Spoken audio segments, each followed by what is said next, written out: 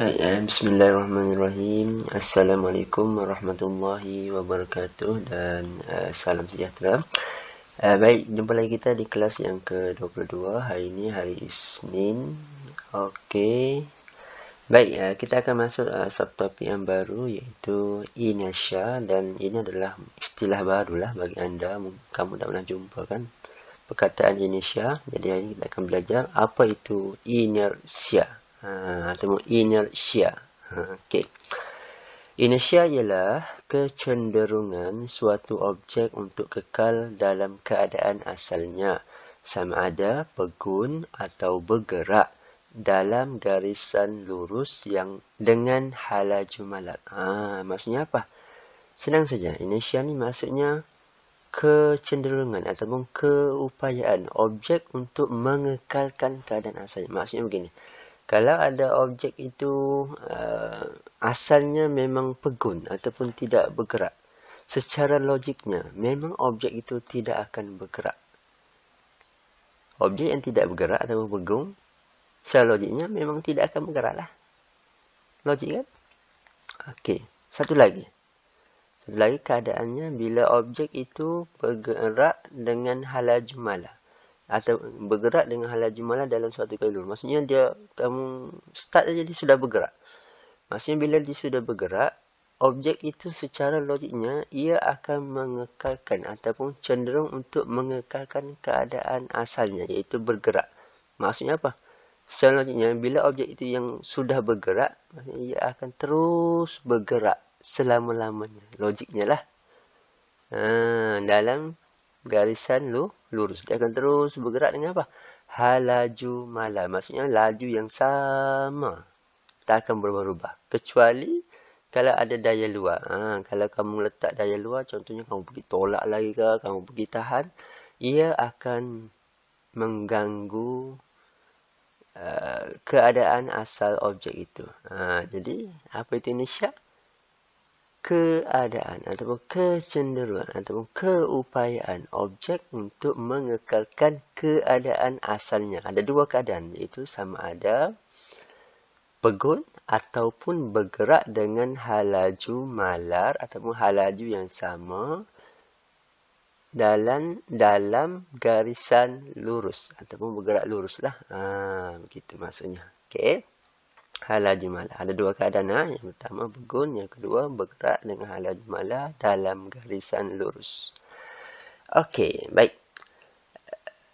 Okey, contoh ataupun inertia ini memang dikaitkanlah ataupun kadang-kadang orang kata inertia ni adalah hukum Newton pertama. Begitu. Dia sama saja. Inertia dengan hukum gerakan Newton pertama. Siapa yang memperkenalkan gerakan Newton pertama hukum ni? Ini diperkenalkan oleh Isaac Newton. Isaac Newton. Apa itu gerakan Newton pertama ataupun hukum gerakan Newton pertama? Menyatakan bahawa suatu objek akan kekal dalam keadaan pegun atau bergerak dengan halaju malar jika tiada daya luar yang bertindak ke atasnya. Ini adalah Newton kajilah. Ini adalah hukum yang pertama kan. Okey, apa yang kita tahu sama saja, iaitu secara logiknya objek itu, okey, ataupun cikgu terus contoh supaya nampak. Okey, contoh cikgu ada meja. Okey, contoh meja. Cikgu ada objek. Okey, sekarang objek ni pegun, tak bergerak lah kan. Okey, maksudnya apa? Objek ini akan terus pegun. Logiknya. Itulah hukum Newton pertama. Objek yang pegun ataupun tak bergerak. Okey, samalah. Tak bergerak. Okey, akan terus tidak bergerak. Okey, ada lagi satu keadaan, iaitu okey, ada meja. Contohlah, ada satu objek ni memang dia terus bergerak. Bergerak dah dengan halajunya. Contohlah, dia letaklah halajunya. Okey, contoh kita letak sini lajunya 10 ms negatif 1. Maksudnya dia terus bergerak. Maksudnya objek ini akan terus bergerak dengan halaju halaju tetaplah atau halaju malah. Okey. Akan bergerak dengan halaju malar memang dia akan terus selama-lamanya kan. Okey, kecuali contoh kamu ada tangan, contoh kamu pergi tahan. Ni, jika ada daya luar ni maksudnya kalau kamu ada geseran ni, maksudnya ni anda kata dia abaikan geseran, dia akan terus bergerak. Kecuali lah kalau ada geseran, contoh, okey, dia bergerak kan, ada geseran. Geseran tu ialah daya luar. Maksudnya kalau ada daya luar, logik lah kan. Okay, bila ada daya luar, logik lah objek ini tidak akan bergerak dengan laju malah, sebab daya luar itulah yang akan menghalang keadaan objek tadi untuk bergerak dengan laju malar. Tapi kamu pergi tahan dengan tangan, memang dia akan berhenti. Sebab itulah kalau kena sebab tu ada perkataan jika tiada daya luar. Maksudnya kalau ada daya luar, dia akan mengubahlah keadaan asal sesuatu objek itu, sama ada pegun ataupun bergerak dengan laju tetap. Okey, baik. Contoh, kita biasa tengok kan silap mata ni. Okey, kita ada pasu bunga, buah-buahan, kita ada kain kan, ataupun alas meja. Okey, kalau kita tarik dengan laju, apa yang berlaku? Kita tengok sini, tidak bergerak. Logik kan? Tak jahat, maksudnya tidak tertarik sekali dengan kain ini. Kita tengok, betul kan? Okey. Amazing, astounding, phenomenal tablecloth stunt in which you pull the cloth out from under the dishes, hopefully without breaking any. Now, I like to do this for real, not for comedy, so I use semua yang digunakan ni adalah yang yang original, pinggang original, gelas original. Maybe not. There's one right there. Here, let's put this here. And on the count of 3, I'm going to give that table a jerk. That cloth a jerk. Okay, apa yang berlaku? Pull it out from under the dishes. Here we go. Wait a minute. You know what? We ought to have some music. How about some royalty-free custom music by my friends Leslie and Arthur Stead up in Massachusetts? This is really rockin' stuff. In fact, this cut is called Rockin' Rabbit. Play the music. Here we go. All right. Apa yang berlaku? Cuba tengok laju. 1, 2. Wait. Stop the music. You know what? Let's make this special. Let's have a special guest in this spot, and that guest is my rabbit, Harry, the magic rabbit. Come on, Harry. Here you go. Look at him. Look at that white fur coat. Look at the little bunny ears. And he got red eyes because he drinks too much cherry Coke. What'd you expect? He's from Atlanta, Georgia. Now, Harry always likes to be in the center of the show, so I think I'll let him be in the center of the show. How about right in the center of that plate right here? At least he's not rabbit stew for lunch. Okay, play the music. I'm doing it this time. Okay, are you ready, Harry? On the count of 3. 1, 2, 3, now! My goodness, it worked! Harry, it's Okey, nampakkan tadi anak tu tidak akan bergerak kan? Ataupun semua alatan yang ada atas meja tidak bergerak. Sebab apa? Sebab inersia pegunnya, keadaan objek itu yang mengekalkan keadaan asalnya kan, iaitu pegun. Walaupun kamu paksa tarik, dia masih lagi pegun. Jadi dia objek itu tidak akan bergerak bersama-sama dengan alas meja lah. Okey, baik, kita tengok aktiviti. Okey, aktiviti 2.6, kita ada satu cupboard, kita ada gelas. Okey, dalam gelas ni kita isi dengan air lah supaya dia tidak bergerak. Okey, cupboard ini ada duit shilling. Kita letak duit shilling di atas. Okey, apa yang berlaku pada duit shilling ini apabila cupboard ini disentap. Sentap ni laju lah, gerakan yang laju lah. Sentap secara laju lah.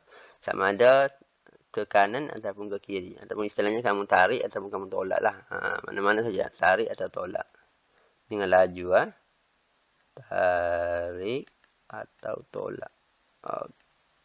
Okey, kalau kamu tarik ataupun tolak, apa yang berlaku? Kita tengok contoh. Okey, kita tengok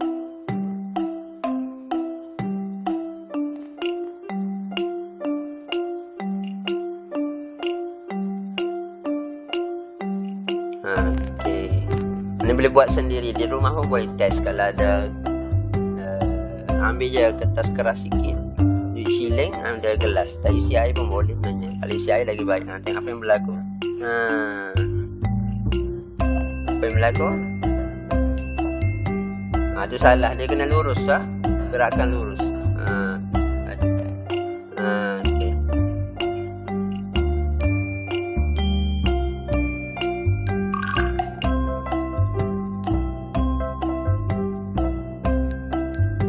Okey. Tengok apa yang berlaku pada duit shilling tadi. Ia akan jatuh ke bawah. Okay, jadi initial kita ada dalam dua keadaan. Okay, yang cikgu yang kamu tengok tadi, simulasi tadi ialah initial pegun. Okay, duit shilling bila kamu sentap cardboard ataupun kamu jentik cardboard itu, okay, duit shilling akan jatuh ke bawah. Kenapa dia tidak bergerak bersama-sama dengan cardboard itu? Sebab ini initial pegun ataupun keadaan initial yang mengekalkan sifat pegunnya itu. Maksudnya duit shilling itu akan terus pegun walaupun kamu paksa ia bergerak. Mengekalkan kedudukan asalnya iaitu pegun. Jadi kalau soalan tanya apakah pemerhatiannya, ingat duit shilling akan jatuh ke bawah. Ia tidak akan bergerak bersama-sama dengan cardboard yang kamu sentap, sama ada kamu tolak atau kamu tarik dengan laju. Ia akan terus pegun. Bila pegun, maksudnya ini pegun kan, ini tak bergerak. Yang bergerak ini saja, cardboard. Jadi pegun dia akan turun ke bawah lah, jatuh sebab dia duit shilling ini tidak akan bergerak. Okey, baik. Untuk initial gerakan, ini biasa. Kamu naik kereta ataupun naik bas, contohlah ni, ataupun naik LRT lah. Kamu berdiri kan, kamu pegang. Ni contoh lah, kamu pegang ini. Okey, bila kereta itu ataupun bas itu bergerak dan membrek secara tiba-tiba. Apa yang berlaku pada diri anda? Kamu akan rasa apa?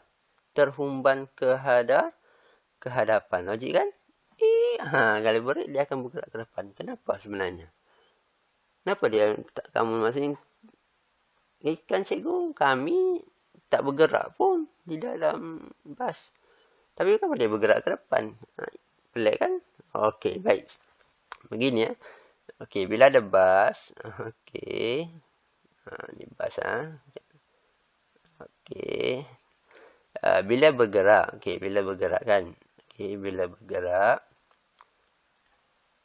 objek ataupun apa-apa sahaja yang ada dalam bas itu pun dianggap bergeraklah. Semualah akan bergerak. Kita bila naik bas, kita duduk dalam bas itu bergerak. Maksudnya keadaan kita sekarang bukan lagi bergun.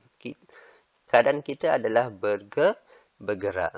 Faham betul-betul. Dan belajar logik juga. Ada yang kata, cikgu, kita kan naik bas, kita tak bergerak. Tapi bas itu yang bergerak. Keadaan sekarang ialah bergerak. Sebab bas itu bergerak. Cuba kamu buka tingkap, kamu terjun. Cedera kan? Sebab kamu sekarang adalah dalam keadaan bergerak kan? Okey, baik. Kenapa dia boleh bergerak ke depan? Sebab bila kamu bergerak, istilah sekarang ialah keadaan asal kamu sekarang ialah bergerak sudah. Jadi bila berhenti secara tiba-tiba, kamu ada daya luar yang bertindakkan berhenti, maka secara logiknya kita ni akan terus bergerak. Sebab kamu sekarang adalah keadaan asal kamu ialah bergerak kan. Jadi kamu akan terus bergerak. Sebab itulah kamu akan terhumban ke hadapan. Jadi ini kerana initial gerakan cuba mengekalkan keadaan penumpang bergerak ke hadapan. Sebab kamu sekarang adalah bergerak. Sama juga macam terhumbang ke belakang. Macam mana? Contohlah kamu mecut secara tiba-tiba, tekan pedal minyak secara tiba-tiba, bergerak ke belakang. Kenapa? Sebab kamu sekarang dalam keadaan apa? Bergerak ataupun pegun. Bila mecut secara tiba-tiba, kamu kan dalam gerakan kan, betul? Okay, kamu akan mengekalkan keadaan asalnya iaitu bergerak juga. Jadi kamu akan terhumbang ke belakang. Sama saja. Okey. Baik. Seterusnya, apakah hubungan ataupun perkaitan antara inisial dengan jisim? Apa kaitannya? Kalau jisim makin besar, adakah inisialnya makin besar? Okey, baik. Sekarang cikgu ada dua bola. Ada satu bola bowling. Okey, bola bowling. Okey, satu bola sepak kan. Okey, baik. Okey, jika kedua-dua bola ini cikgu golekkan ataupun cikgu baling, okey, yang mana akan berhenti dahulu? Logiknya ialah bola sepak.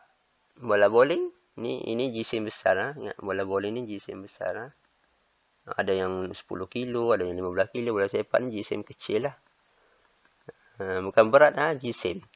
Kalau kamu timbang, okey. Inilah banyak contoh lah sini. Cikgu letaklah 10 kilo. Bola bowling ada 8 kilo, 10 kilo, 12 kilo. Jisim bola sepak ni mungkin dalam 5 kilo. Mungkin lah. Ataupun lagi rendah. Okey, mungkin 2 kilo. Rendah kan? Jadi bola bowling ni sebab itulah. Bila kamu ada pin, dia akan jatuhkan pin tu semua kan. Sebab apa? Bolanya, bila dia bergerak, dia akan terus bergerak. Sebab jisimnya besar kan. Susah nak memberhentikan. Ni. Jadi, objek yang berjisim besar seperti bola bowling sukar digerakkan ataupun diberhentikan. Maksudnya, bila jisim besar, objek itu akan susah nak berhentikan ia kalau ia bergerak. Ataupun kamu yang pegun tu, kamu nak gerakkan dia. Dia akan susah. Contohlah lori.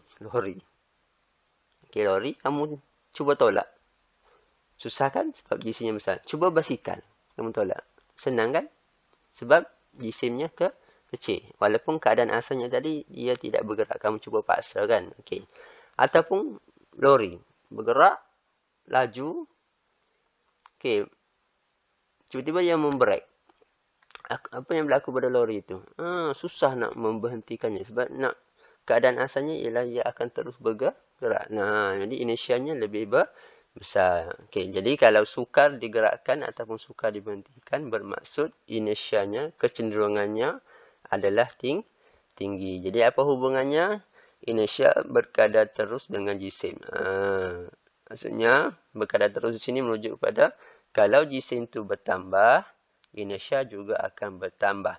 Jika jisim berkurang, inersia juga berkurang. Itulah maksudnya. Jadi, senang saja. Makin besar jisimnya, makin susah objek itu nak berhentikan ataupun nak digerakkan. Semakin kecil inersia, semakin kecil jisim, semakin kecillah inersianya. Maksudnya makin mudahlah objek itu nak kita gerakkan ataupun nak kita berhentikan. Okey, jadi ini saja untuk hari ini. Cikgu harap kamu faham konsep asas inersia dan bolehlah buat nota dulu secara ringkas. Okey.